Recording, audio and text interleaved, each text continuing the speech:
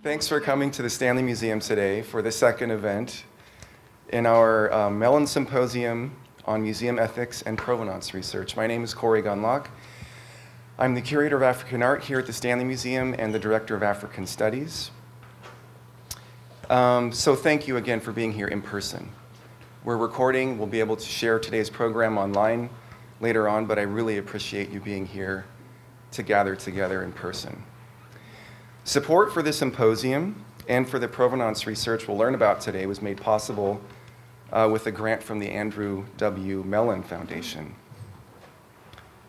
As the second event within our three-day symposium, today is also the second time that members of the Mellon team for provenance research will share case studies that are specific to the Stanley Collection of African Art, which remains one of the most significant resources for teaching and research at the University of Iowa.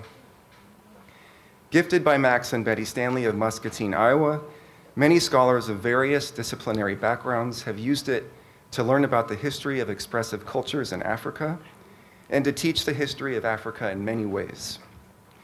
Mellon-funded provenance research that is now underway at the Stanley Museum of Art maintains a focus on the Stanley Collection of African Art as a leading pedagogical resource at the University of Iowa, but for the first time in this museum's history, it also focuses upon ethical dimensions inherent to it.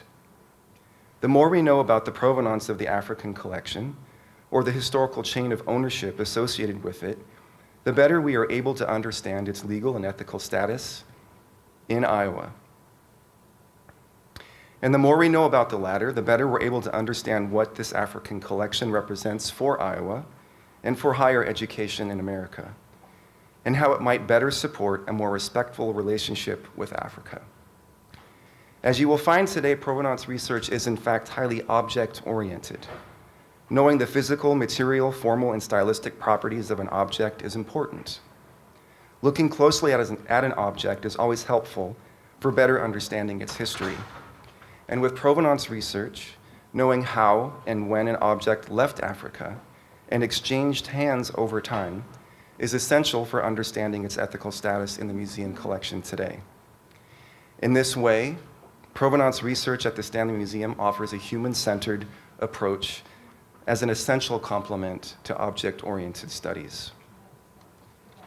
So tonight, this afternoon I should say, we will hear from Fernanda Campos, Mellon Curatorial Assistant at the Stanley Museum, followed by a presentation from Dr. Peju Layiwola, Mellon Curatorial Fellow. Let's give a hand to our speakers today.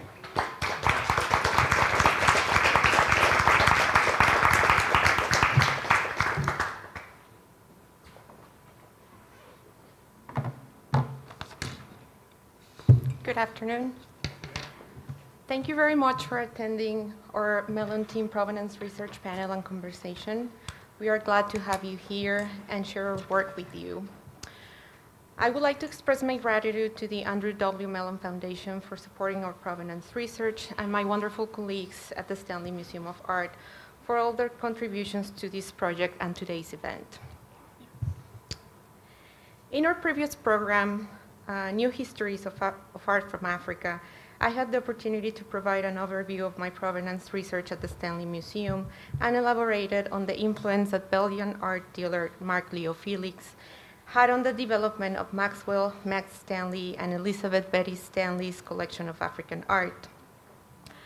As opposed to my previous talk, in which I focused on a Chokwe-style mask that the Stanleys purchased from Felix in 1983, today's presentation centers on one of the many works that Betty Stanley added to the collection upon Max Stanley's passing in 1984. The friendship between Betty Stanley and Felix continued to flourish and impact the scope of the Stanley Collection of African Art, referred to hereafter as the Stanley Collection. Proof of this bond is the publication Mwanahidi, Life and Art of the Matrilineal Bantu of Tanzania, which Felix devoted to Betty Stanley in 1990.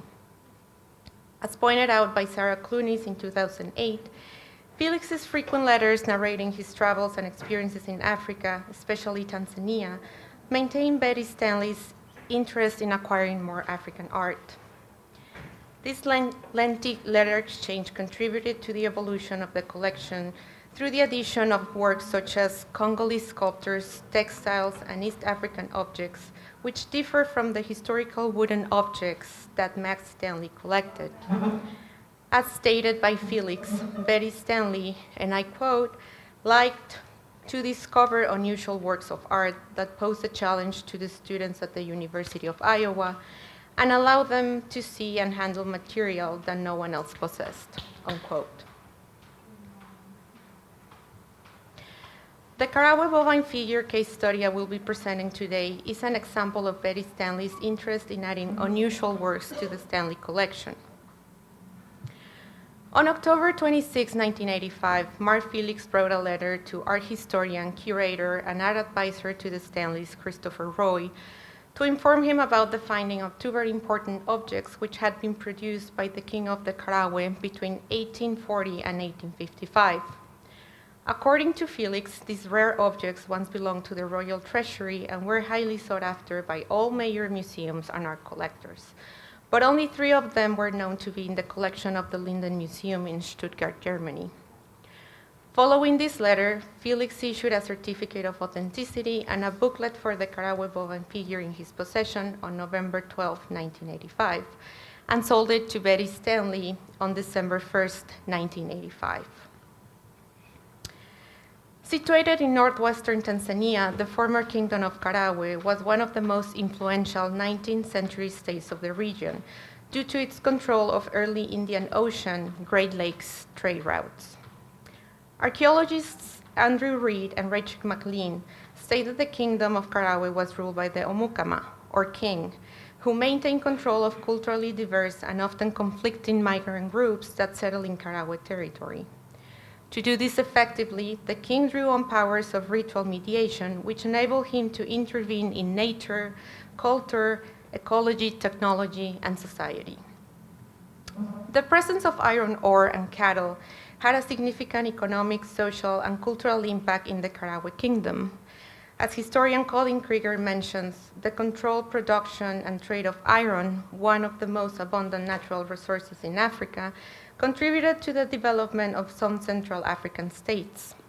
Cattle, on the other hand, were sacred to interlacustrine societies located in Eastern and Central Africa between the Great Lakes, where the pastoral peoples associated cows with fertility, wealth, prestige, and ancestral lineages.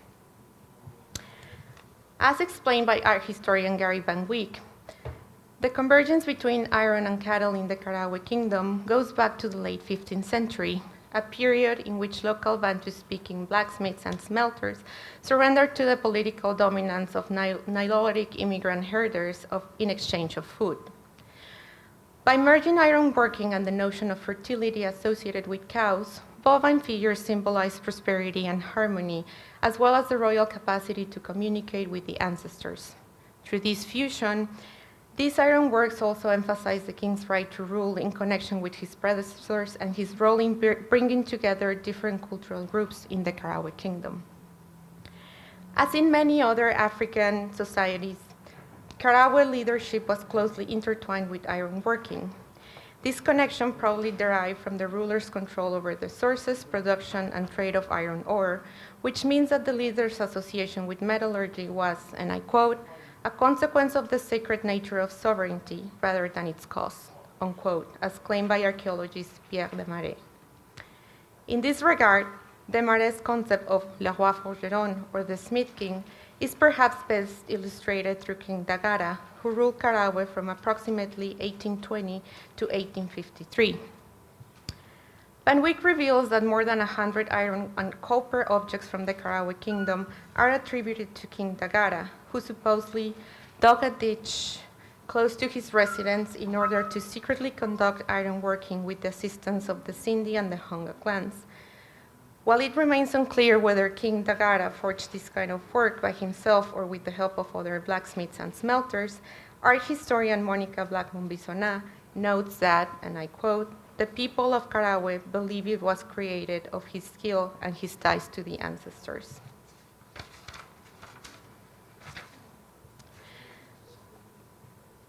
The Karawe kingdom reached its peak under the rule of King Rumanika I, the son of Dagara, who ruled from 1853 to 1879, and the earliest records of Karawe iron and copper objects date from this period.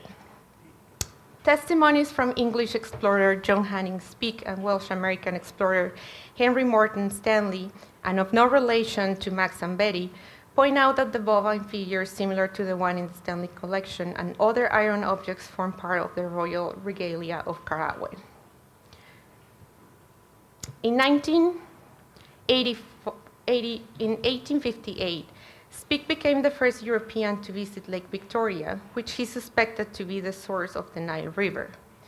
In order to confirm this theory, Speke undertook his third African expedition in 1860, and in 1862, he arrived at the spot where the Nile issues from Lake Victoria, which he identified as the source of the Nile River.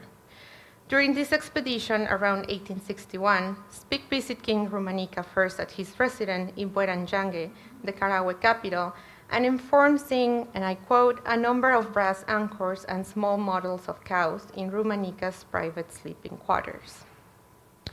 Similarly, in 1874, Stanley undertook his second African expedition, sponsored by the New York Herald and the London Daily Telegraph, to explore the extensive territory of Central Africa.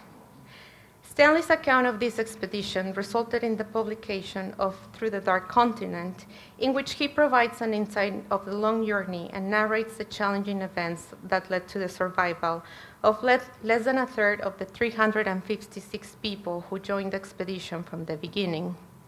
Stanley recorded his visit to the Karawe Kingdom in 1876 and illustrated different metal figures that belonged to King Rumanika I, including examples of bovine figures with the characteristic horns, tails, limbs, and humps.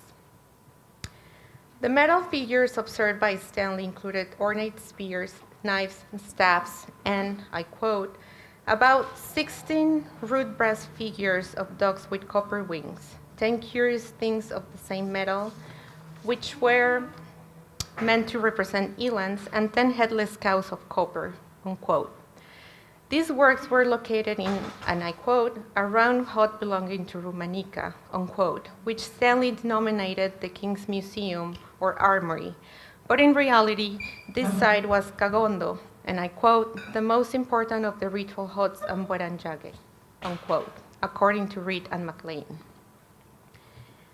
The location of these metal figures clearly attests to their significance and contradicts Speke's description of the royal regalia as mere ornaments. In fact, kings used iron sculptures during numerous rituals because they were thought to be dawa, or medicine, and have special powers which could be activated through religious ceremonies for the benefit of the community. Between the end of the 19th century and the beginning of the 20th century, the once prominent production of ironworks decreased significantly in these and other regions of Africa. Art historian William Dewey explains that European colonizers forbade iron smelting as well as other local African industries to reduce African self-sufficiency. This dominance ultimately led to the decline of iron smelting in most parts of Africa and contributed to the relocation of African iron works, including the royal regalia of Karawe. Outside their place of origin, these bovine figures continue to represent the legacy of Karawe ironwork and embody what Van Wyck describes as the bond with the first settlers of the Karawe land and the royal ancestors who arrived later. Similar objects to the Karawe bovine figure in the Stanley collection are found in the Museum of Ethnology in Dresden and the Linden Museum in Stuttgart, which seem to have acquired the works in the early 20th century. Other examples are part of the collections of the University of Michigan Museum of Art in Ann Arbor and Adele and Donald Hall in Kansas City, Missouri, who, just as Betty Stanley, also purchased the works in the second half of the 20th century. For most, if not all, of these Karawe bovine figure purchases, art dealers Pierre Darteville and Mark Felix play a primary role. The Karawe bovine figure in the collection of the Museum of Ethnology in Dresden might be one of the earliest examples that left Tanzania. Van Wyck notes that Franz Egel, a physician from Goldlitz in Saxony and member of the German colonial administration between 1895 and 1903, acquired this bovine figure in Tanzania during his service as chief physician. Records indicate that Egel was in Karawe in August 1899 and described the function of the object as, and I quote, dawa, deity, worshipper, made of iron, medicine, unquote, which highlights the local use of these works for religious purposes. In a publication by the German Lost Art Foundation, researchers Jessa Grimi, Larissa Forster, and Christoph Rippe mentioned that Egel is one of many individuals associated with the German Colonial Service who previously owned objects in the collection of the Museum of Ethnology in Dresden. At least one of the three Karawe bovine figures in the Linden Museum in Stuttgart, which Felix's letter to Roy links to the Linden's museum's collection since the very beginning of the century, is also connected to the German colonial military. As claimed by Blackmon Bisonat, the Karawe bovine figure with the fine upturned horns in the collection of the Linden Museum in Stuttgart, and I quote, was one of the items of regalia taken from the Karawe treasury by German soldiers in 1906, unquote. But no names or further references around this event are mentioned. Despite missing information about the year and the way in which these three Karawe bovine figures entered the Linden Museum's collection, a source that confirms the location of one of these works in Europe during the first half of the 20th century is Leo Frobenius' study on African cultural history, published in 1933. This publication includes an image of the Karawe bovine figure with downturned horns and a caption mentioning the Linden Museum in Stuttgart. Several decades later, in 1984, the same Karawe bovine figure with downturned horns appeared in the catalog of the exhibition Primitivism in the 20th Century, presented at the Museum of Modern Art in New York City from September 1984 to January 1985. In the article dedicated to artist Paul Klee and his connections with non-Western art, poet and art historian Jean Lott informs that Klee's work, Animal Catching a Scent, created in 1930, and I quote, incidentally may relate to objects such as the Bukova, Tanzania cow of forged iron from the Linden Museum collection and Stuttgart, unquote. When comparing both works, one might argue that the association is not accurate because the figure in Animal Catching a Scent has upturned horns. However, the essence of Klee's work lies on non-representational forms. In Lott's words, and I quote, he borrowed only what seemed to him at that very moment to instigate, make possible, or reconfirm his own process, unquote, which challenges the identification of any specific source.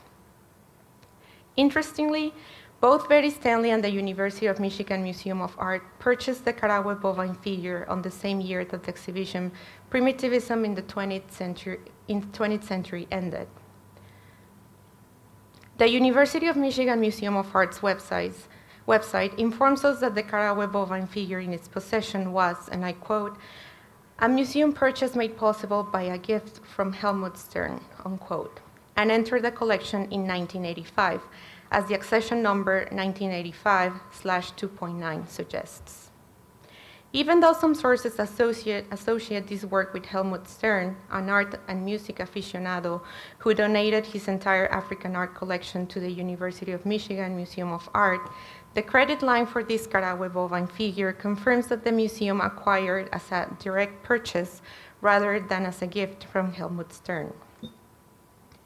The museum's website does not provide the name of the dealer or agent from whom they purchased the Karawe bovine figure. However, the acquisition year coincides with the year in which Felix reported finding two very important Karawe objects. This match implies that it was Felix who may have sold the Karawe bovine figure to the University of Michigan Museum of Art. Subsequently, in the early 1990s, art collectors Adele and Donald Hall also added a Karawe bovine figure to their collection in Kansas City, which was promised as a gift to the Nelson Atkins Museum of Art. In David Binkley's 2015 book, A Private Passion, the Donald and Adele Hall Collection of African Art, He informs us that the Halls launched their collection in 1961, and by the mid-1980s, they had acquired a diverse collection of African masks and sculptures that continued to grow over the years under the influence of art dealer Felix. While the Halls purchased objects from several art dealers, Binkley explains that Felix, and I quote, expressed a keen interest in helping to build the collection in a fashion similar to what Iowa collectors Max and Elizabeth Stanley had accomplished when they generously donated their entire collection to the University of Iowa Museum of Art in 1979, unquote. Although the Halls had acquired what many might consider to be canonical works, Binkley affirms that they also identified, and I quote, spectacular works that were representative of lesser-known traditions, works that were rarely encountered in American public or private collections, unquote. Similar to Betty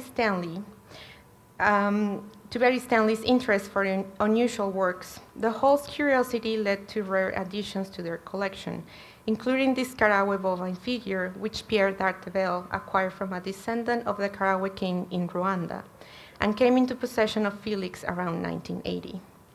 Adele and Donald Hall then purchased the work in 1992, according to provenance information provided by the African Heritage Documentation and Research Center, AHDRC, an online database created by Belgian archivist Guy and Titus van Rijk in 2020, which offers an extensive photo archive of published and unpublished African art. Just as Felix, Pierre d'Artevelde was an art dealer and collector from Brussels who specialized in Central African art, particularly Congolese works, but he also was interested in Western African art. D'Artevelde opened his gallery in the Impa Saint-Jacques area of Brussels in 1967, and his name is associated with exceptional works found in private and public collections around the world. Researcher and collector Claude-Henri Pirat indicates that research and documentation about the place of origin and movements of works were central to d'Artevelde's activities as both art dealer and collector. In an article published in 2018, Pirat mentions that d'Artevelde, and I quote, is not satisfied with just a stated provenance or even a printed reference in some catalog or article. Pierre requires verification and in-depth information, unquote, on works of interest. The Karawe bovine figure in the Hall collection is not the only one associated with d'Artevelde. In fact, two other examples appear in Pierre d'Artevelde and Tribal Art, Memory and Continuity, a two-volume publication from 2020 dedicated to d'Artevelde and his collection. While the captions for the images of these Karawe bovine figures only note that they are part of a private collection, the AHDRC database associates both works with Felix. For the bovine figure with upturned horns, AHDRC provides an inventory number starting with the initials FC, which is an alphanumeric inscription commonly found in some, but not all, of the works purchased from Felix. While Felix's alphanumeric inscription is not found on the Karawe bovine figure in the Stanley collection, several documents in the Stanley Museum Permanent Collection archives confirm that Betty Stanley purchased this work from Felix in 1985. Provenance research for this bovine figure indicates that it comes from the former kingdom of Karawe, where it was probably made by King Dagara between 1840 and 1853, with the assistance of Sindi and Honga clans. My provenance research has led me to conclude the following chain of ownership. This Karawe bovine figure was inherited by King Rumanika I and possibly remained in the custody of Karawe royal descendants until it became possession of Felix in October 1985. Then Felix sold the Karawe bovine figure to Betty Stanley on December 1, 1985, and she gifted the work to the Stanley Museum of Art, then University of Iowa Museum of Art in 1990. This format is based on the American Association of Museums guidelines to record provenance information, which means that the ownership chain is listed chronologically, starting with the place of origin and earliest known owner. The terms possibly and probably indicate uncertain information, and names enclosed in parentheses refer to dealers, auction houses, and agents in order to differentiate them from private owners. Punctuation informs us about the relationships between owners and transactions. A semicolon separating two names confirms that the work passed directly between two owners, while a period suggests that a direct transfer did not happen or is not known to have happened. To this day, the conditions under which the Karawe bovine figure in the Stanley collection left Tanzania remain unclear. However, a possible explanation might be found in Speke's 1863 account of his visit to the Kingdom of Karawe. According to Van Wyck, King Rumanika informed Speke about his interest in foreign woods and his wish for future visitors to bring him products and animals from abroad. Ultimately, King Rumanika and the travelers' common interest in the unknown might have led to the relocation of these bovine figures and other works of the royal regalia of Karawe. Thank you.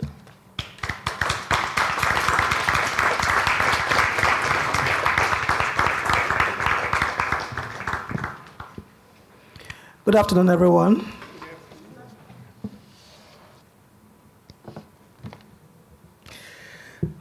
The primary focus of my research is on the Nigerian objects bequeathed in 1986 and 1990 by Max and Betty Stanley to the Stanley Museum of Art, which reflects their enduring legacy as collectors and patrons of African art. The collection of objects from Nigeria is a rich array comprising 94 objects. The first object collected by the couple in the US was a Yoruba Ibeji twin figurines in 1973. I will be presenting Provenance research on one sacred Yoruba figure, the Alubata Shongo. Note the pronunciation, Alubata Shongo, or Shongo Bata Drummer.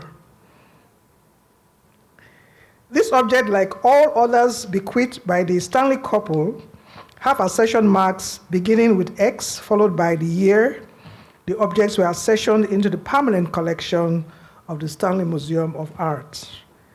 The Alubata Shongo figure, along with two other sculptures, were flagged as objects with questionable provenance by Christopher Roy, who was the curatorial advisor to the museum at the time.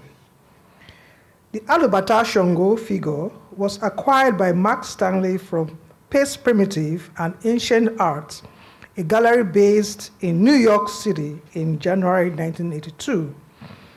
The gallery closed permanently this year. The Shongo Bata drummer is an intricately carved figure fashioned from a single block of wood. It depicts a drummer wearing a simple buba, which is a traditional Yoruba shirt, and holding a bata drum. The carving features a smooth, shiny surface with traces of red pigment. At the time of its acquisition in 1982, Bruce Holcomb, a dealer and director of Pace, Primitive and Ancient Art, noted the presence of kaolin on the figure, although this is no longer visible. The drum strap is minimally adorned, represented with simple linear patterns rather than the elaborate designs typically associated with such drum bands. The strap extends over the drummer's left shoulder, crosses the back, and emerges beneath the right armpit, securely holding the drum at hip level. This positioning allows the performer to easily play the drum using both hands. The bata drum is a percussion instrument used during religious and secular events. The drum is beaten at both ends and shaped in such a way that the circumference of one end is wider than the other. The figure stands firmly on a pedestal with the legs and fingers rendered in an angular stylized manner. The face is characterized by a calm expression with bulging eyes, delineated with dotted raised dots, and eyelids accentuated with fine lines.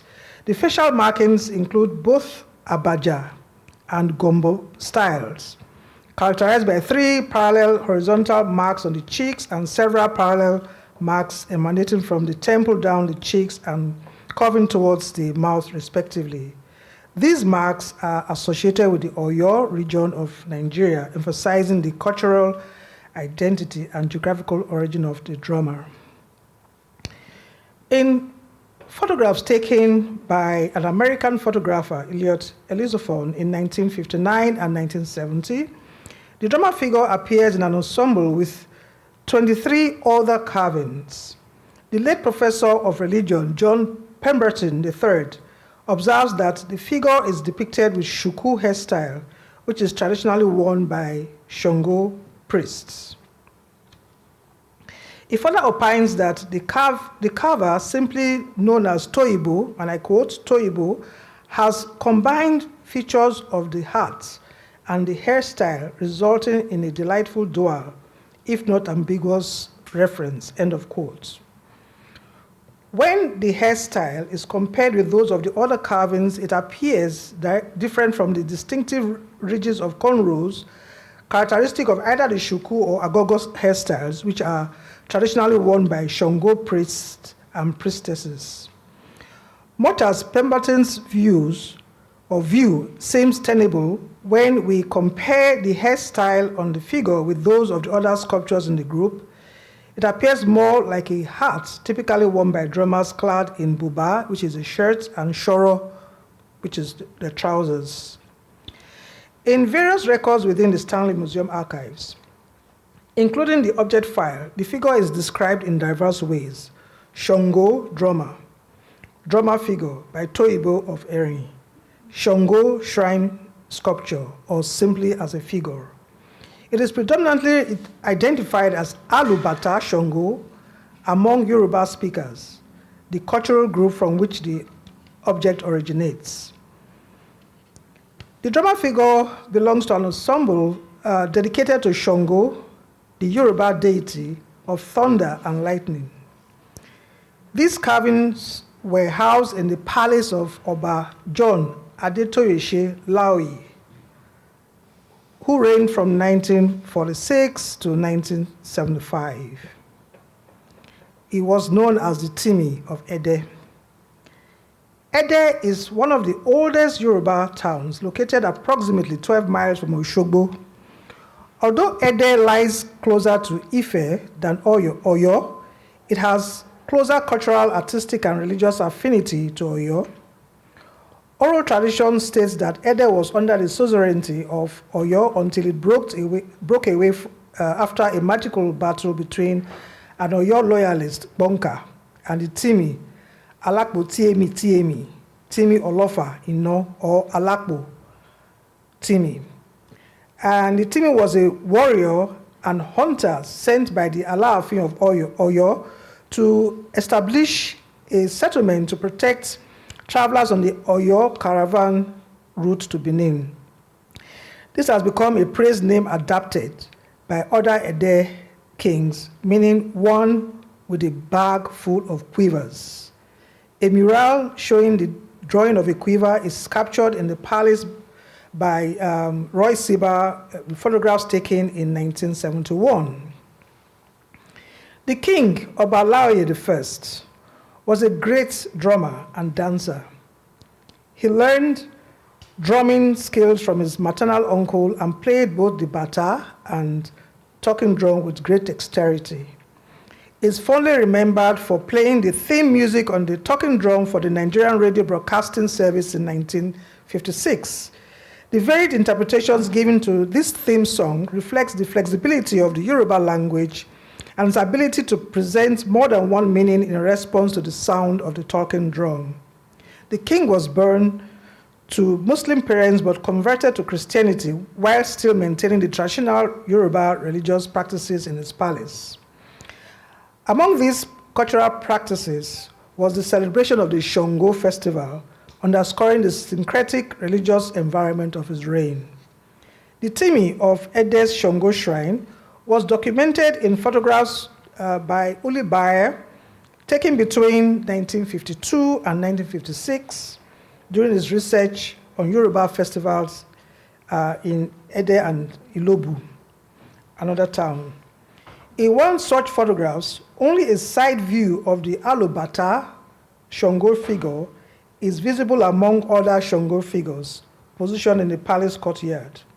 Full photographs of the figure became more widely circulated through photographs taken in 1959, 1970, and 1971 by Elliot Elizophon.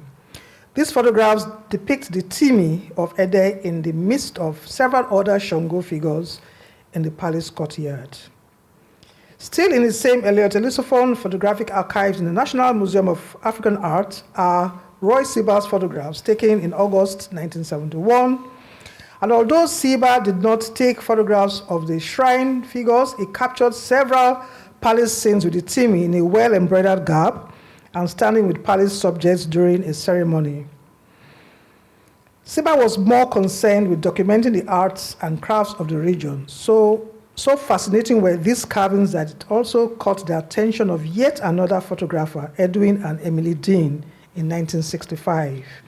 The Dean's photographs are also in the National Museum of African Arts archives.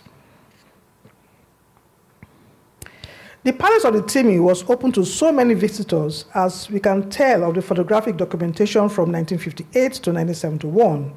In 1970, the African-American artist Melvin Edwards, one of my favorite artists, African-American artist, also visited Ede, and this is one of his works done between 1974 and 1978, titled Dancing in Nigeria. When you see this work, you might think about Fela, but it was actually captured, it was actually done and inspired by a slow and rhythmic dance that was performed by the Timi in a flared garb when Melvin visited the king in 1970. So he documented it through this work. And I had the honor of giving a gallery talk on this sculpture when I served as a Tyson Scholar at the Crystal Bridges Museum in Bentonville, where the work is domiciled. The shrine figures seem to have disappeared within 6 years of the Timi's death. By 1981, it was already available in the US for sale. The Shango Festival in Ede is one of the most significant and elaborately celebrated events, lasting 7 days and traditionally held in November at the end of the rainy season. During this festival, all the Shango figures are brought out and ceremoniously displayed in a palace, underscoring their religious significance. The drama figure is one of the few examples of historical African art attributed to a known sculptor, yet very little is documented about the artist. Bayer identifies the artist as Toyibo, the son of Maku of Erim, a town located approximately 25 kilometers from Ede. The name Toyibo, which is an abbreviated form of Toyimbo, carries a significant assertion of social status, meaning one who measures up to a European. This nomenclature reflects a subtle form of reclaiming cultural dignity during the colonial era, when local traditions and identities were often undermined by colonial powers. Maku, Toyibo's father, is believed to have passed away in 1927, and by the time Bayer conducted his research between 1952 and 1956, Toyibo had also died. Bayer further identified the hands of 4 distinct carvers responsible for creating the entire shrine corpus within the Shango shrine to which the object belongs. The earliest photographic evidence of the Alubata Shango in Ede by Bayer was published in 1958 in the Black Orpheus magazine and in 1959 in the Nigeria magazine. Both appear to be the same photograph placed in 2 separate publications. So we go over to the dealer and the collector. Holcomb and Stanley engaged in discussions regarding the acquisition of this object, culminating in an agreement to purchase it on December 17, 1981. Holcomb wrote to Stanley expressing his satisfaction to proceed with the purchase of the drummer figure. Stanley acquired the Alubata Shango from Holcomb at Pace Primitive on the 23rd of December 1981 through a post-dated check. He expressed his satisfaction with the acquisition, as did his wife, Betty, and Christopher Roy, noting the quality and rarity of the piece. Stanley harbored doubt about the legality of the removal of the object from Nigeria, even after completing the purchase. Holcomb wrote Stanley to inform him about the 1982 publication, Yoruba Sculpture. Well, I'll just go on to these are the two publications I talked about earlier, where you have the image of the Alubata Shango in the 1959 edition of the Nigeria magazine, and this is the publication I'm going to speak about now, which is titled Yoruba Sculpture of West Africa, in which the sacred object is included. Consistent with his usual practice, Holcomb provided his clients with reference to publications where the objects he put up for sale are featured as a means of authenticating his products and establishing some sort of legitimacy. This was also to enhance their value. Similarly, he had presented publications in which an Ekpa mask and a Dogboni figure had featured, which Stanley had also purchased. In two separate letters to Holcomb, Stanley requested provenance for his newly acquired Alubata Shango figure, despite its appearance in a reputable publication and photographs showing it in its original location in Nigeria. These evidential references did not fully alleviate his concerns. On March 10, 1982, Stanley wrote Holcomb, and I quote, "I will want whatever provenance is available for the drummer figure. I want adequate documentation to show that the piece is legally out of Nigeria inasmuch as it has been published in photographs of shrines," end of quote. About a month later, he sought further proof, demonstrating his commitment to acquiring objects that he could defend ethically. This time, he wrote categorically demanding official documents as proof. He was more assertive in this letter, and I quote, "I also want any available provenance on any of the 5 pieces, and I need adequate documentation on the Yoruba drama figure to show that it is legally in the United States," end of quote. Stanley had previously acquired 5 other Yoruba-style objects, including an Epa mask, for which he requested provenance information. Faced with Stanley's continuous demand for information, Holcomb was pressured to provide additional details. He reminded Stanley that when he purchased the object, he had informed him that it had been acquired from Mellon Simpson in May 1981. Holcomb further explained that Simpson had received personal assurances from Dr. Ekpo Eyo, the Director of Antiquities, stating that Nigeria would not pursue any effort to reclaim these objects. Holcomb told Stanley that Simpson would write to him directly to address any lingering doubts regarding the provenance of these objects. However, a month later, Stanley reiterated his concerns, expressing continued anxiety over his provenance and demanding a clear statement to substantiate the verbal assurances provided by Simpson. At this juncture, Stanley began to distance himself from the transaction with Holcomb. The prolonged delay in obtaining official legal documentation on the drama figure left him increasingly dissatisfied. In unequivocal terms, Stanley wrote to Holcomb, and I quote, "Bruce, I still do not have a statement regarding the Yoruba drama. I am most reluctant to retain this piece in the collection unless I have documentation supporting the verbal comments that Nigeria will not make any effort or claim to retrieve this important shrine figure," end of quote. The urgency of Stanley's correspondence likely prompted Holcomb to quickly reach out to Simpson. A week later, Simpson wrote reiterating the assurance that Holcomb had previously conveyed. However, the Stanley Museum archives contain no letter from Dr. Ekpo Eyo to support this claim. This raises critical questions. How could the keeper of Nigeria's national treasures assert that the country would not seek to reclaim this important shrine figure?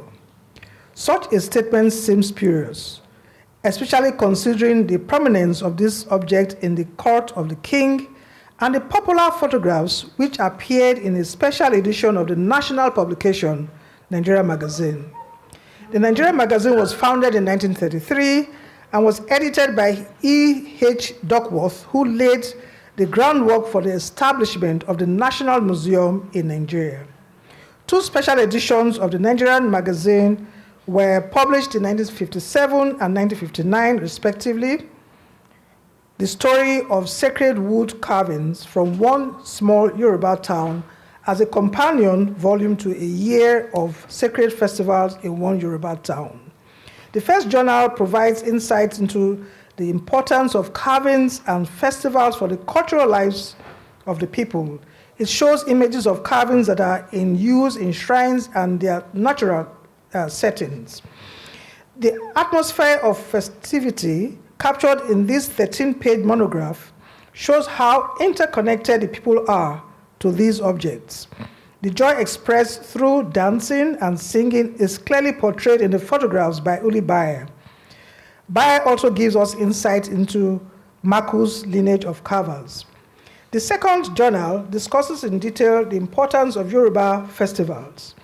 It focuses on the Shango festival and the role of the Timi of Ede as a spiritual leader. The king is photographed riding a horse within the precincts of the palace as he goes to perform a rite in the town of Ede. It is within this context that the shrine sculptures, including the Alubata Shango, is displayed. These special editions were published at the dawn of Nigeria's independence, at a time of heightened nationalism and pride in the arts and culture of the nation that was to be birthed a year later. The same photograph, which appears in Black Orpheus, which is also a very significant literary journal, was published in 1958. Additionally, Eye Okpo had repeatedly decried the theft of Nigeria's cultural antiquities. In 1971, he said, and I quote, "The illegal export of antiquities for sale in the international art market has reached such alarming proportions that it appears it would only stop when Nigeria has been stripped bare of its great artistic heritage," end of quote. The absence of a letter from Ekpo, as well as the lack of provenance for the other objects Stanley had acquired, suggests that the dealer generally could not tell how his objects left Nigeria. Unfortunately, Stanley seemed satisfied with Simpson's verbal claim translated into a formal letter.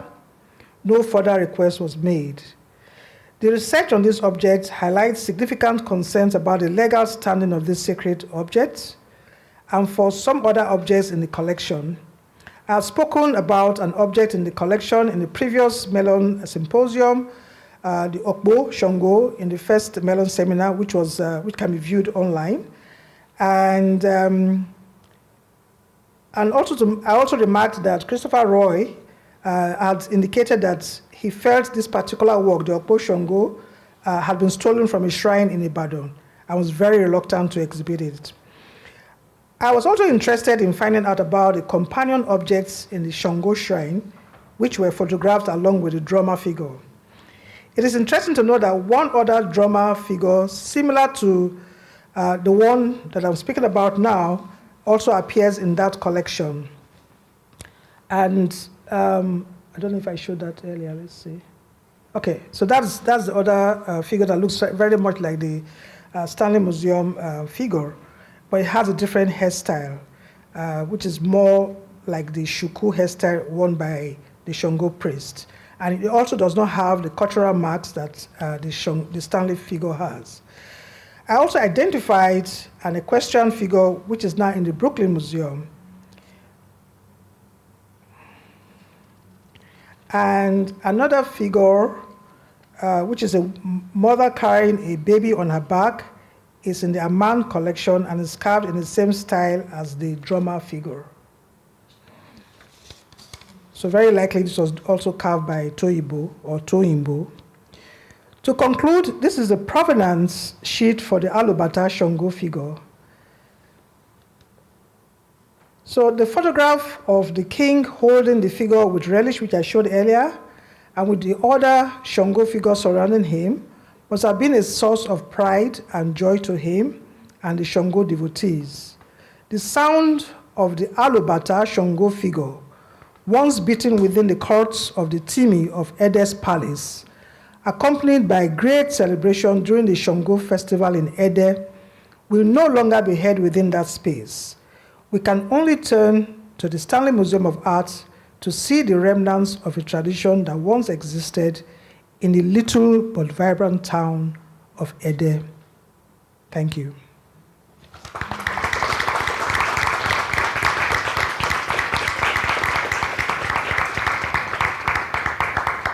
Thank you, Fernanda and Peju. I'm honored to work with you both. Your astute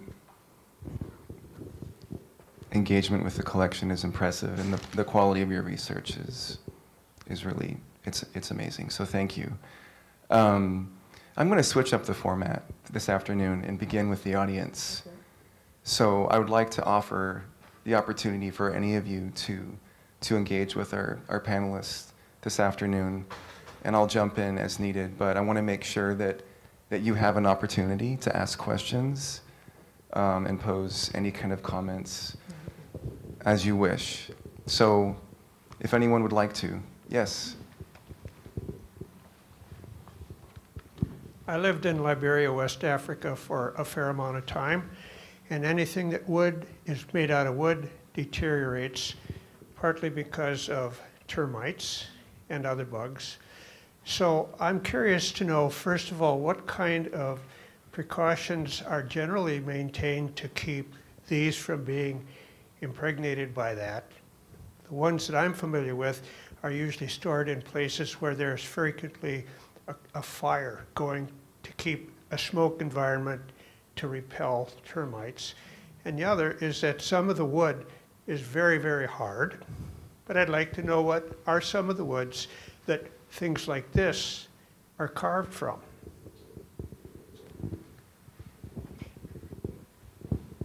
I think it's on page. Okay. You want to know what other kinds of wood? Yes. Okay, well, it's a variety. I'm happy that you noticed you talked about the fact that to preserve this wood, usually they keep them over the fire. And that is why you find a lot of soot, which also gives a sheen to the wood as well. So that was a way of preserving. There are a variety of wood. They have mahogany, they have iroko.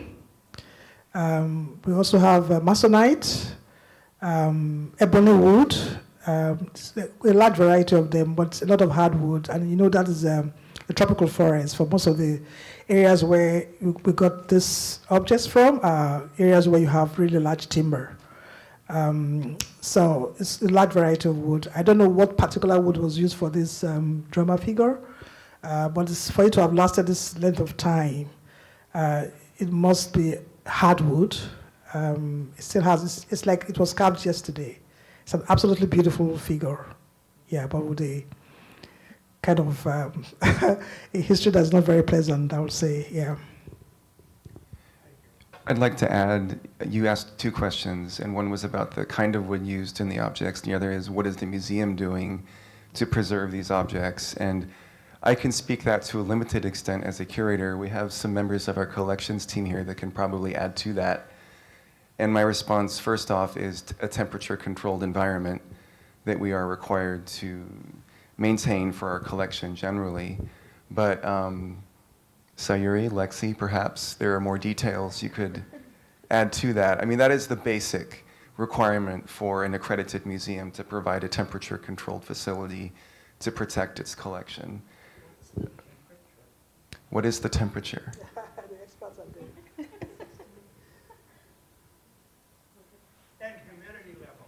Humidity level, I want to say, is 45. Isn't that the standard humidity level? So I don't mean to put you on the spot. All right.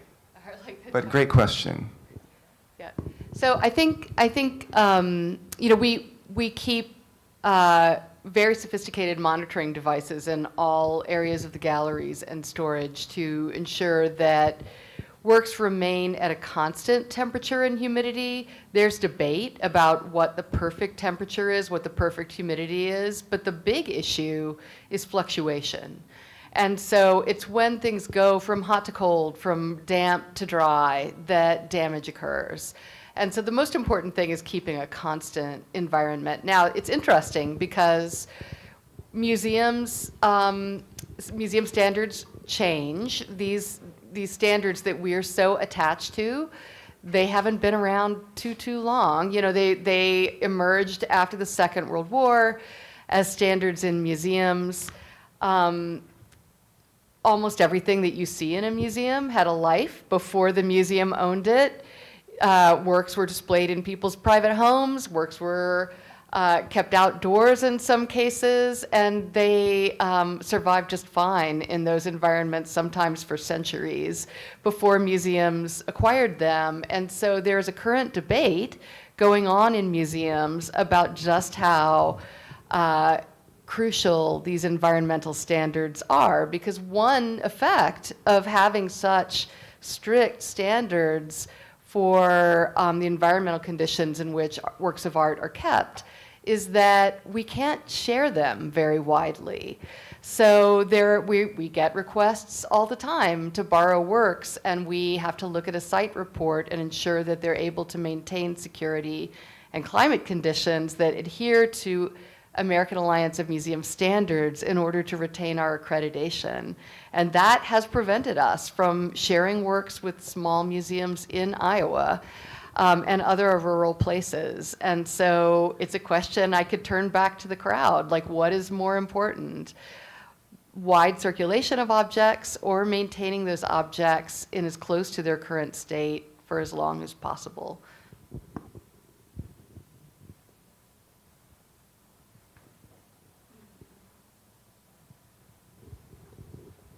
So I could respond to your question, or I could ask my own question. I'm going to just ask my own question, if that's okay. So I had a question for you guys. So you mentioned Max Felix and also one or two other art dealers in the Provenance research that you came up with. So I'm wondering, are they still alive, and have you talked to them? Are they open to talking to you or not? Just curious about that. Hi, thank you for your question. Pierre d'Artabel is no longer alive. I believe he passed away a few years ago. Marc Felix continues to be alive, and we reached out to him last year, but unfortunately he declined our request to meet with him in person. So, yeah.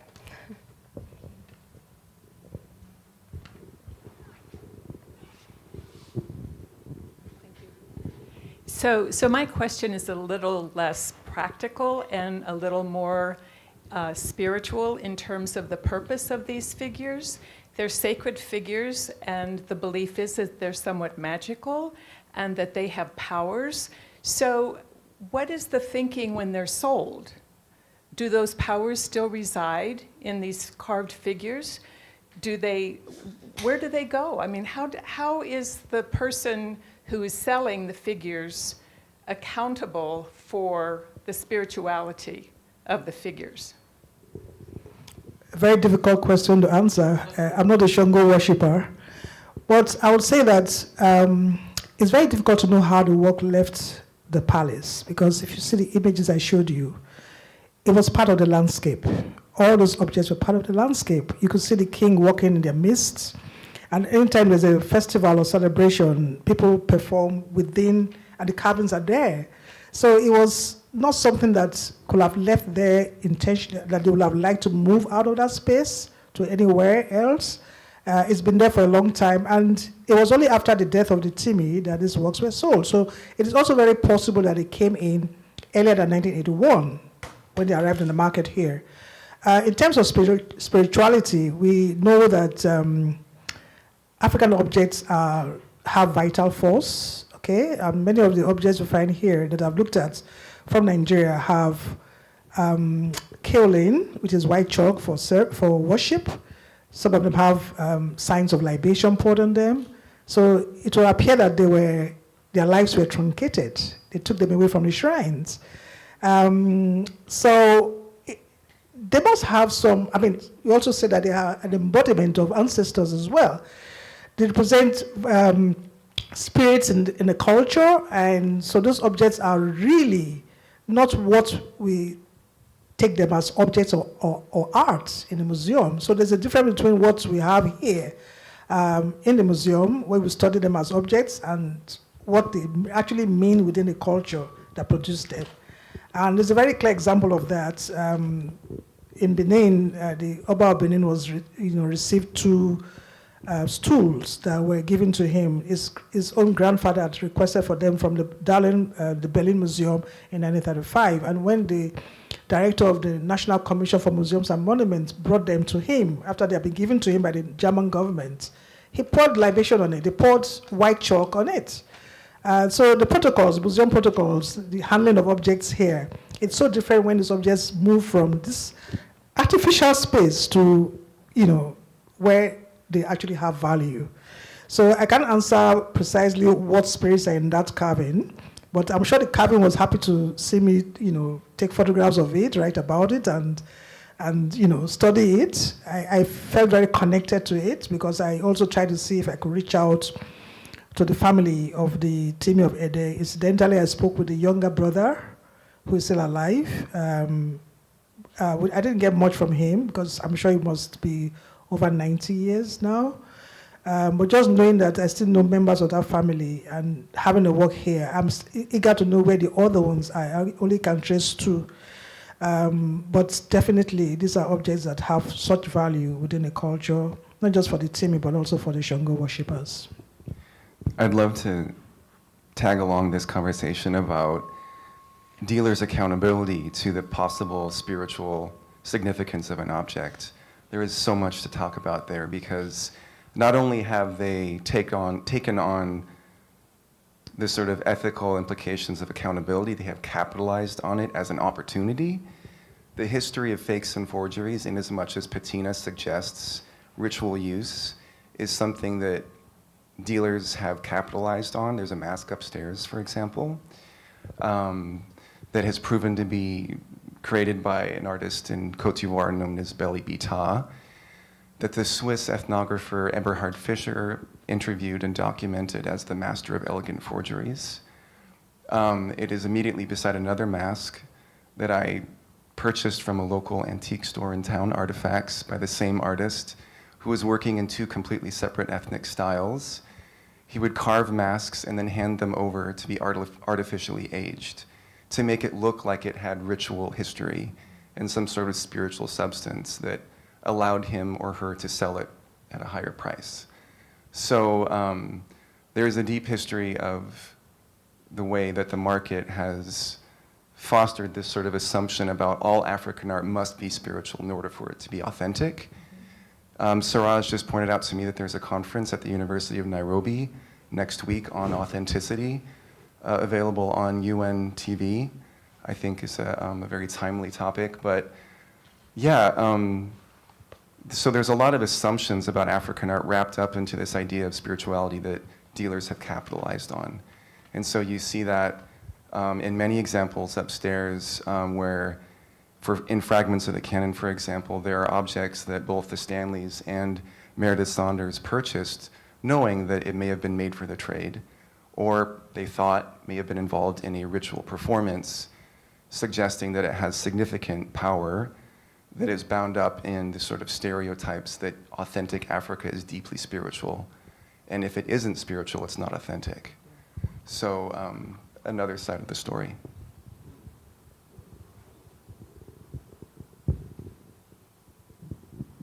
Thank you very much for this wonderful discussion. I suppose I'm struck by how different this discussion is from a discussion about provenance that might take place in Germany, about African art, where the fear and the anxiety behind the provenance projects is about the violence of colonialism and sometimes the absence of records because of the destruction that happened with war, and what assumptions need to be made if you don't have documentation, especially because certain histories of anthropology have given us an idea of humaneness of certain kinds of museums. And now it is emerging, through Peju's research and the work done here and elsewhere, just how violent colonialism was. And the provenance research is wanting to inquire into how widely we can ascribe violence to colonialism, apart from, the very clear example of 1897. Just how far should we attribute that character? When the first wave of provenance research in German museums revealed the extent to which their acquisitions came from soldiers in the German military. And we are also learning just how much museums were not just beneficiaries of colonial expeditions, sometimes falsely referred to as punitive expeditions, but were in fact embedded in these expeditions themselves. So were actually party to the violence. And this discussion, as enormously interesting, is about the anxiety of the museum's relationship with dealers and the ethics of dealers and the kind of discussion that is provoked for us by international sort of policy on illicit traffic. And the discussion now about illicit traffic, of course, which was not meant to apply in retrospect to colonial acquisitions, is now increasingly going to be made to apply. My second concern, and I don't know if it would have been in Van Wyck's word, it's interesting how his name got Americanized to Van Wyck. But my second concern is just how careful we need to be when we work through these histories of art, how we should not utilize the categories of colonialism. So in societies such as Tanzania, Uganda, Kenya, one of the tropes of how these societies were colonized was that they were divided not just into tribe but into races. So people are described as Nilotic, as Bantu, and these things bedevil the way the society continues to work. And I think we need to be careful. We need to find another way of thinking about migration histories and about relationships between societies outside of those categories.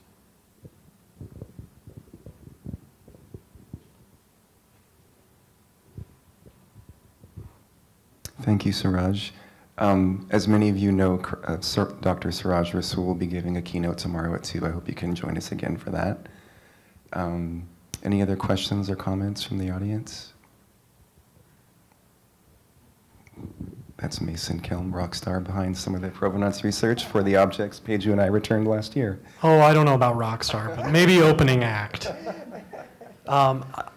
Dr. Layiwola, I really want to point out a statement that you made about returning the objects to places where they have value and talking about the different kinds of value that these objects have, both to dealers as market items, to museums and art enjoyers, to students as educational pieces, and then of course the spiritual and cultural importance and the importance of identity. Just so many different opportunities to recognize the different actors in the art field and how they view these objects and kind of the motivations behind those interactions. I'd love if you could talk about that. Well, yeah, when I refer to when they have value, I know that these objects have values in different ways, as you pointed out, but I was looking at it from the point of view of those who created them, okay? And gave them meaning, the kind of meaning that you study here in the museum or elsewhere. So you cannot quantify the cultural investment in those materials to. I mean, you can say yes, these are used as teaching resources, in a museum, particularly for academic museums. But when it comes into that cultural space, it's a different meaning entirely that's read to those things because they created them and they knew the purpose for which these works were created. And that was what I meant by, I know that there are different values, but I meant in the sense that these are the knowledge producers of the object, and I think that it is a different kind of feeling when the object comes into their own space. And that's why I gave the example of the king who received objects he didn't even know about. He wasn't born when those objects were made, but because he knows of the history of those objects and the relevance in palace rituals, he reacted to them in that manner when he came in contact with them. So it's always a way in which these things reignite. They become mnemonics of memory and have added value beyond even what they initially were meant to serve. Yeah. Could I add to that? Please do. It makes me think of the French report in Felwine Sarr, Benedict Savoy, and they pointed out for Emmanuel Macron that in any context of return, the object will never mean the same thing that it did when it left.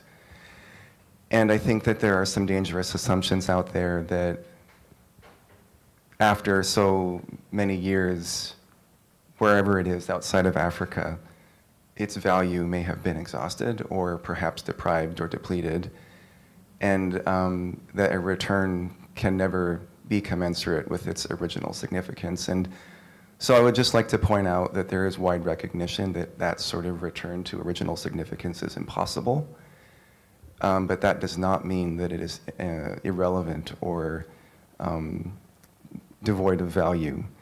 And I think for any of you that have seen the ceremony at the Oba's Palace, it was obvious that the objects that were returned were of enormous, deep personal, cultural, historical value for the Oba and for the wider community at Benin.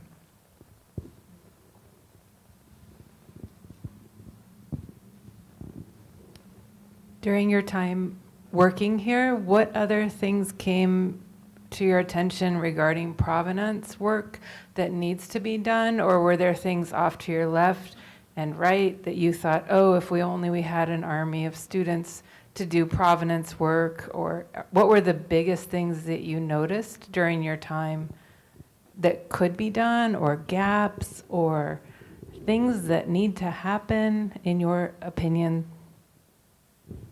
Is that for both of us?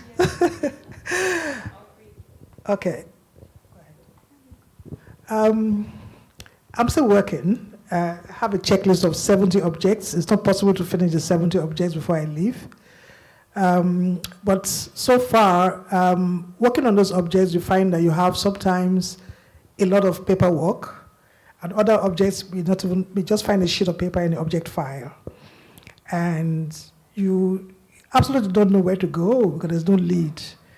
But what I've come to realize is that much as we're doing provenance research, I've come to realize that there's so much we can never unearth in writing the histories of these objects, okay?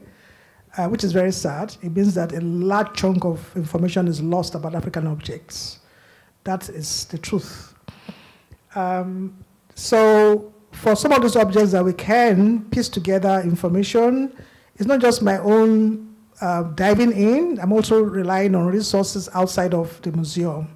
And I think one of the benefits of doing provenance research is that you link up with other scholars within the US and even the continent of Africa as well, who give you a lot of information. The name Alobata, Shongo, that's how the object is known within the culture. But here it's written as figure, drama figure. There's no, I mean, just describes it in two English terms. And so we need to, continue to do this kind of work because it enriches the collection in many ways. It brings a lot more to the table, and I think those are the gaps that it fills. I mean, you can see the objects on display, but with all of these rich histories that are coming up, delving into the archives, getting photographs from here and there, really makes it very interesting. I don't know what else to find because I'm still working, and I mean, Provenance research is about adding on more and more information, okay? So it's not something that you start and you end. You find some new information, and I discovered that when I was writing on this object, I found some information about the ECPA mask, and that is quite interesting just by chance. So I might even live here and do some research in Nigeria and discover more information, on my own. So that's how it works. But we're piecing together information that should probably have been there from the very beginning when the works were acquired. But it's also not the fault of the museum because, I mean, these objects came in and they have proper documentation in terms of the files that were handed over to them in pristine state. But what is contained within those files? The information has been obscured by or obliterated by the dealers who probably, try to mask their sources of how they acquired these objects, or they just didn't have it. But it is clear that there's so much that is lost that we cannot piece together, and we just hope that we can make some impact. And I think this is really research that is worthwhile. Yeah, I would say that in order to conduct provenance research, you really need to go in depth, and sometimes you don't have the capacity to do that in terms of time or staff or the resources. And I would say that one of the main challenges is access. Like sometimes not all archives are public, for example. Some of them are not even with us anymore, and some others are in public collections, and it's extremely hard to have access to those. But at the same time, I would agree that embracing the idea that provenance research is a work in progress, and that what we are presenting today might not be the same tomorrow or next year. And the fact that as we continue to conduct research on a particular object, or might provide you with more information about other objects, it's a work in progress. But part of the reason why we're bringing this to the public is to improve our own provenance records. That's why it's important. Like, if we don't have all the answers, at least we are putting out there what we have in hopes that we can all join efforts, like mainly institutions and museums, private, public collections, to sort of put the pieces of the puzzle together. I think it's also important to recognize the barrier in terms of people who do not agree to meet with us and to answer questions for those that are still with us. I think that given that Felix is hands down the most important dealer involved in the collection we're looking at, our inability to communicate with him about important questions is a major barrier.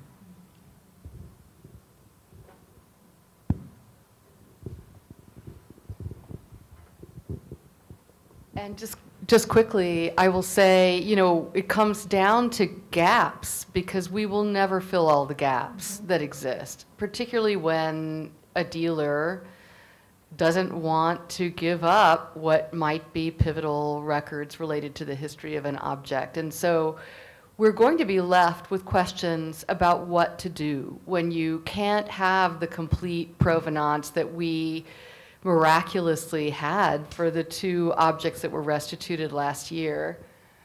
Mason, I'm looking at you. But when you don't get that, what do? And I think, some of the things that I heard in talks today, that there were a group of iron objects that are recorded and documented in the bedchamber of a king, that we know from one museum's records that German soldiers took some of them away and they wound up in museums, that our figure matches the descriptions of objects that would have been in that location, you have to make assumptions. And then with those assumptions, you are obliged to do the right thing. And I think it's interesting for us because we're a public museum that holds objects in trust for the people of the state of Iowa. So we're not entirely empowered to do just what we want.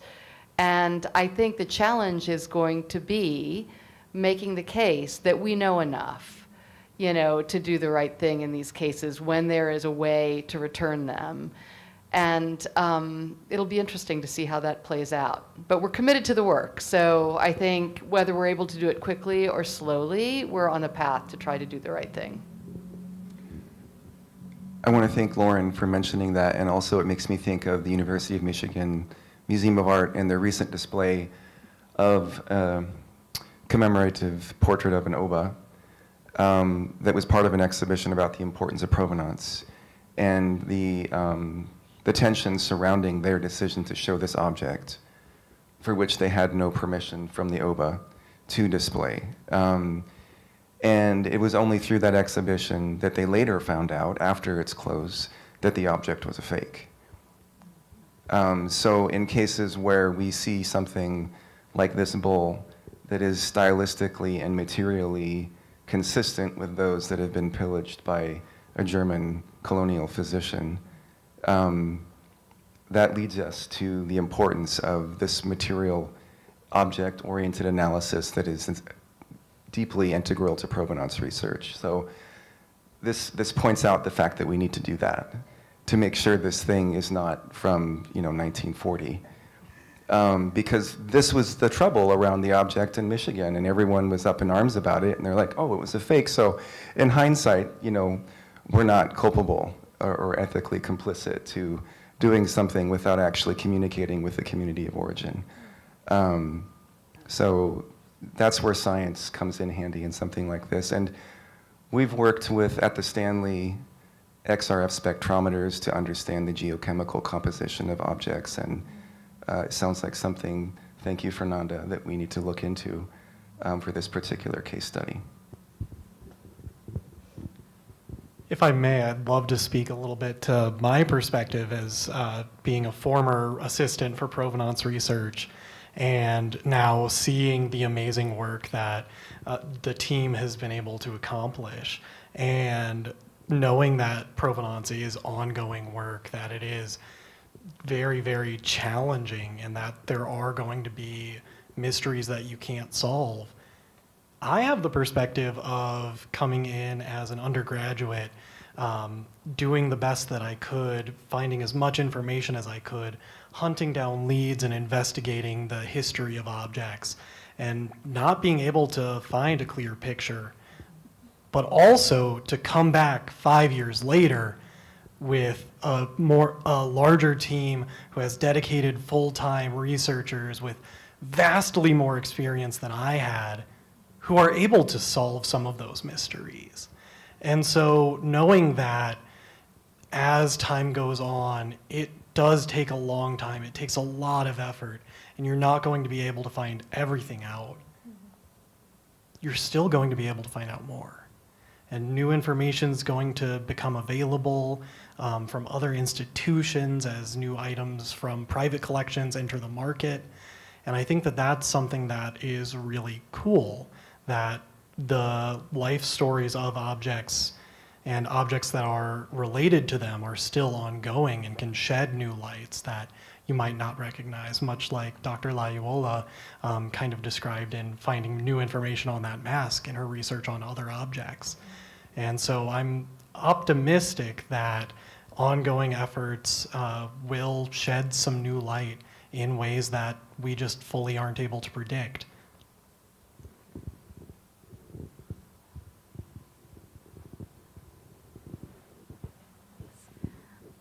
I just wanted to go back a little bit to the dealers, and I'm curious if any of you could speak to this reluctance from dealers to cooperate with this type of research. Is it fear of reputational damage? Is it fear of legal repercussions?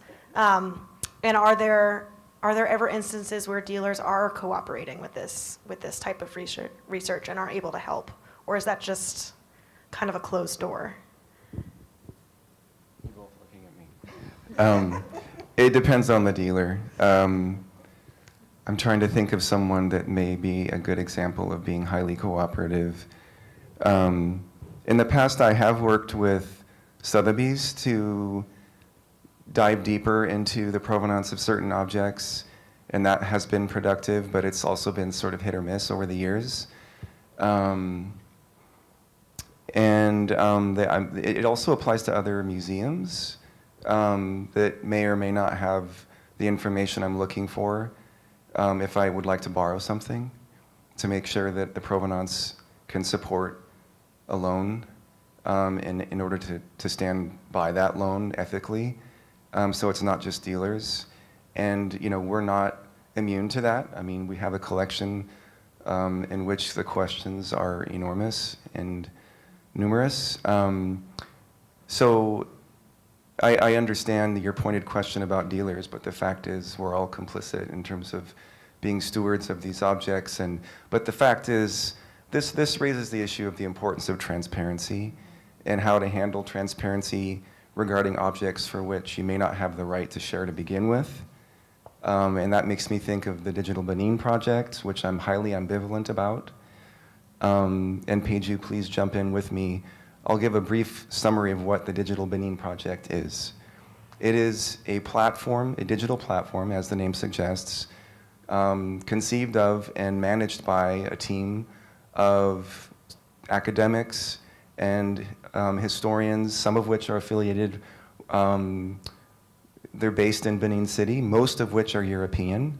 They have reached out to museums around the world to obtain checklists of objects associated with the Benin Kingdom, and they have made these checklists available to the world without working directly with the royal family to do it. So there is an inherent problem here around the value of transparency without collaborating with the people that have the rightful ownership for these objects, according to the former president of Nigeria, in fact. So, asking about, cooperation and, releasing information, it's so complicated. And there's one example. And my colleagues in the curatorial world of African art rely on this resource, even though it was generated with investments in cooperation that did not involve the origin point. So in our case, right now we have 4 objects stylistically associated with the Benin Kingdom. The provenance is very thin. Mason knows exactly what I'm talking about too. They are not on view, and nor will they be on view until we know more about how they got here. These are objects associated with military expeditions in Africa. So among the criteria for conducting provenance research, those are at the top. Those objects for which we know that there was actual violence surrounding its removal, associated with military campaigns, whether German, French, British, Portuguese, and so on. And so, this came up in terms of how we address gaps, and that leads me to clarify our prioritization of objects that we've conducted research on. Number 1, military expeditions. That's why we began with the objects from Benin. So regarding transparency, I would love the two of you to jump in if you would have more to add, but there's a lot of discomfort and ambivalence personally around my willingness to share and also protect the sort of cultural sovereignty associated with objects. And so, I'm openly acknowledging that discomfort that is, surrounds this collection for which we have so many questions, even as we want to make it transparent and available for those that might pose a claim for return, while at the same time acknowledging that maybe they shouldn't be out there in the world for everyone to see. Others have created lists on websites similar to Digital Benin, but I think I'll pass the torch. Peju or Fernanda, if you'd like to add. Okay, transparency. I'm going to respond to this based on the knowledge that I've garnered from the object files and the archives here in the museum. And I realized that Mark Stanley, was always asking. He kept requesting for provenance. He wanted to have objects that didn't have this kind of complication. He did that all the time, and you could see from my case study that he kept asking. And it also makes me wonder about even the dealers themselves. How did they acquire these objects? Is it that they didn't even have the information? Because I know that a lot of objects they had people who they were conniving with on the continent. They had people who go to the shrines and perhaps steal or buy from the shrine keeper. But because there was this pool to sell these objects in Europe and America, I think people just wanted to make as much money as possible. So the dealers here were asking them for specific kinds of objects that were commercially viable here, that attracted the highest amount. So they will go for objects like we have here. And so I also feel that because they also didn't want other dealers to go to the sources that they knew, they didn't provide information when they were, giving it to the collector. But it is very clear that Stanley identified that gap, and he had to write very strongly to these dealers to provide, which they did not in many cases.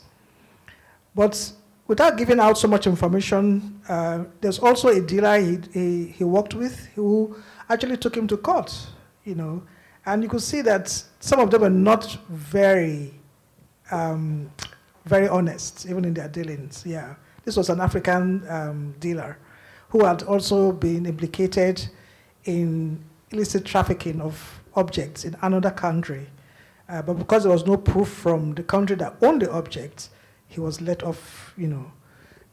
So he was freed. So I think that transparency is key here. But it's very difficult with that initial problem of not having documentation from the dealers is what has sent us in all directions now, going here and there, looking for information to piece together to write the object histories of these valuable things that we have here in the museum. Yeah. I would just add that provenance initially was related to authenticity instead of ethical issues, and that's why in some cases this documentation would be focused on, as we were discussing, like how the object was used, what was the value of that object. And I think that in some cases, like some provenance records that were focused on that, and we have them and they give you an idea, but they don't really provide any more details of the previous owners. So I think that transparency is also meaningful when you want to say, we don't have the information we need, or we don't have the answers to these questions, or we don't know, we don't have much details about the past of these objects. So I think transparency is key to provenance research, whether you have the answers or not. I think one of the most valuable lessons for me with provenance research is the enormity of what we don't know. We are experts. We know some things. There is a ton that we do not know and can never know. And it's so important to acknowledge that, along with the fact that academic knowledge is in itself insufficient to really appreciating the full significance of these objects. Hence the importance of collaboration outside of academia to really understand the value of what we're looking at.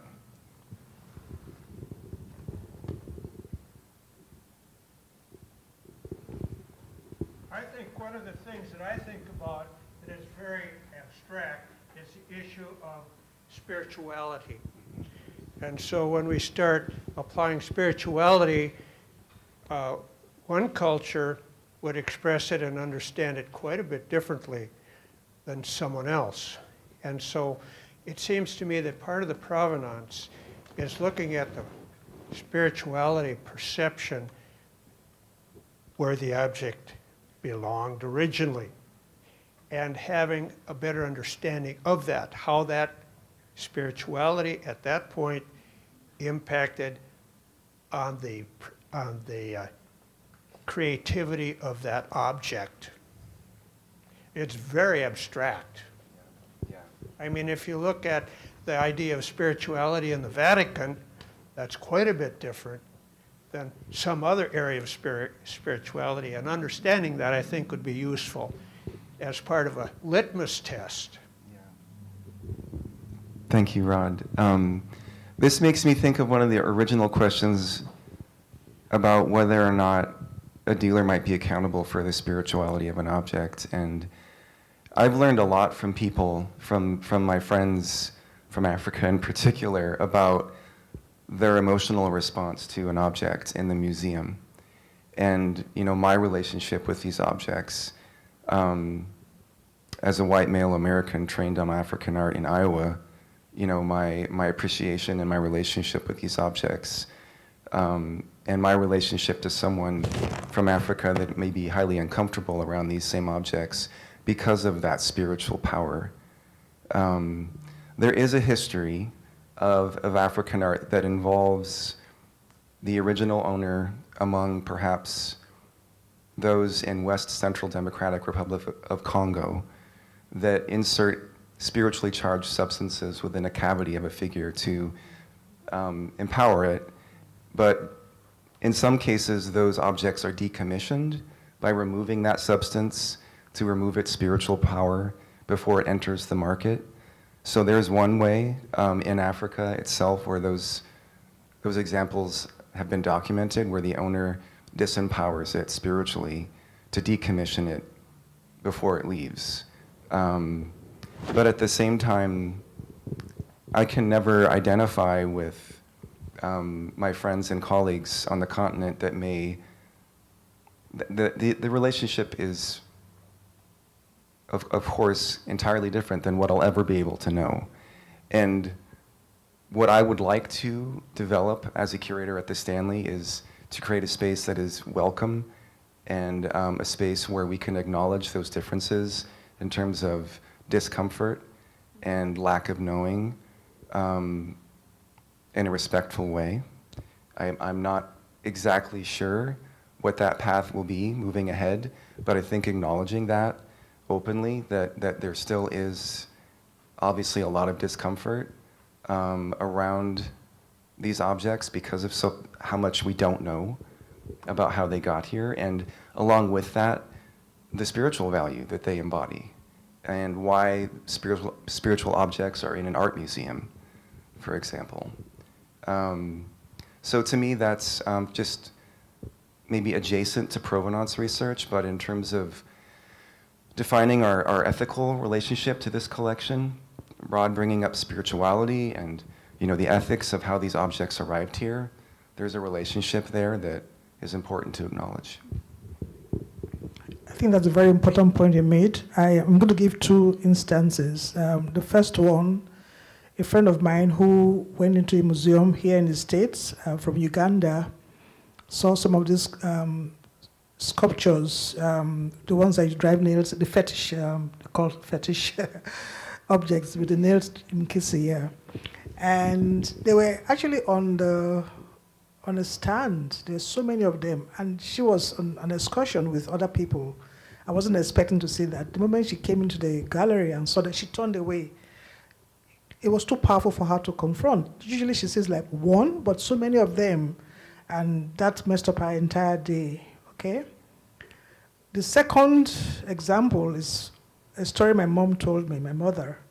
Growing up in the palace of the king in Benin, they have several shrines. I mean, the reason the British were able to take so many of those works was because the shrines were dedicated to past kings, and they were just there, and they, you know, in one clean sweep, they were able to take away those, you know, objects.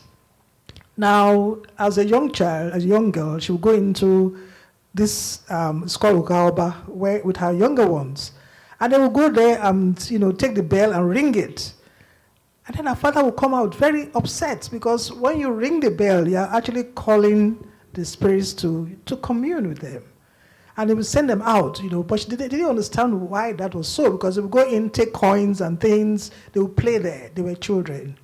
But it was so serious for him, and he didn't understand why kids should go in there. So when I said this story at the Ralton Strategies Museum, when we had this exhibition in Cologne, one of the curators came to me afterwards to say that she wants to be able to present the gong in a different way, that things hit her in a way that troubled her so much, because they hold the bell, it rings, they don't care, they don't even know what it means. So she actually padded the bell within the gong so it doesn't ring. So I thought that was a very thoughtful way to address handling a spiritual objects in the museum.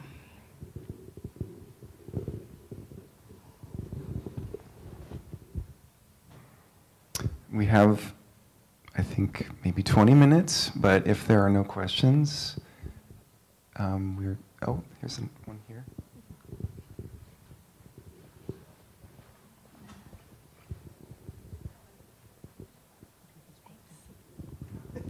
Thank you all for doing this. It's wonderful to hear what you have to say and share. I'm curious about what is being done to encourage more museums to take on this process. Is there, I think maybe the big museums, we've read and heard about why they say they can't do this, but what about other academic museums? What are the obstacles? So what's being done to encourage them, and what are the obstacles? I think the easiest answer is the second one, which is funding.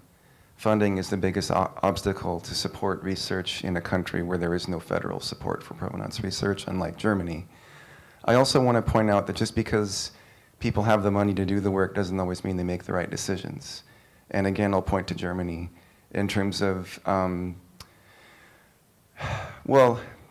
to put it simply, working with the government versus the source community with the handling of Benin objects. And I think that's that places the Stanley Museum as a leader in America, because of our return directly to the OBA rather than the federal government. But I also recognize that in a country like Germany, which has federal funding for that kind of research, Suraj pointed this out to me, and Germany is a highly federalized institutional state that works on the federal level with culture and art nonstop. So we don't have that infrastructure in the US, and we also don't have that obligation to work state to state the way that Germany does with all that funding. So again, the answer to the second question in terms of the challenges is funding, but that also positioned the Stanley in a very sort of unique and innovative capacity to do what we did, to go directly to the OBA. There wasn't some sort of governmental agency saying, no, you need to go to the government. So I think there's an opportunity to recognize there for that reason. But what was the word you used? Encouraging museums to do this work. I think number one is acknowledgement of complicity that has become widespread in America for being accountable for these collections, and the need to defend the ethical status of these collections associated with colonial contexts. I think we're well into the 21st century where Americans have realized that just because we didn't occupy an area of Africa does not mean that we are not complicit to the colonial histories associated and embedded in these objects that were removed during the colonial period. So our new understanding of colonial history, and as Suraj has brilliantly pointed out, coloniality, which is a mindset that people practice to this day, even though we do not belong in the proper colonial period. So there's a lot of talk around decolonization of museums, and we can hold another seminar on that. But I think, back to your original question, what is the impetus? I think a lot of museums would like to be able to defend their collections ethically. So that necessitates the research. No one is forcing them to do it, as far as I know. Would you like to add to that? Also to say that a program like this will also reach out to people and learn from this. So I don't think there's any museum in America that's not thinking about looking at objects that's derived from the colonial context. I'm sure they must be thinking about it, even if they haven't done anything about it for now, but I think it's something behind the back of many directors or even curators in the museum. So the most important thing is that the conversations are going on, and we just keep it going, yeah. Maybe that's a good place to end, unless, yeah, thank you so much for being here today.